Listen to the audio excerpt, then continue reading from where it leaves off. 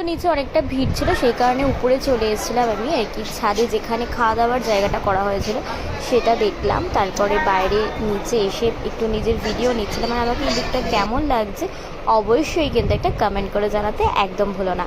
তারপরে নিচে এসে একটু চিকেন পকোড়া খেয়ে নিলাম, তার সাথে কেকও নিয়ে নিয়েছি। আর এদিকে দেখো দিদি, মা, ঠাকুমা সবাই ছিল, সবার সাথে বসে কিন্তু জমিয়ে খাওয়া দাওয়া এখন চলছে আর আড্ডাও চলছিল। আর এইদিকে এসে খাওয়া দাওয়া কমপ্লিট করার পর দেখি সবাই মিলে বসে আছে, সবার সাথে একটু ভিডিও নিচ্ছিলাম। এদিকে পিসি রয়েছে, জেঠি আছে, আমার মণিমা ছিল, তো সবার সাথে ভিডিও ফটো নিচ্ছিলাম। আর তারপরে বড় জেঠিকে পেয়ে গেলাম, বড় জেঠির সাথে একটু ফটো নিলাম।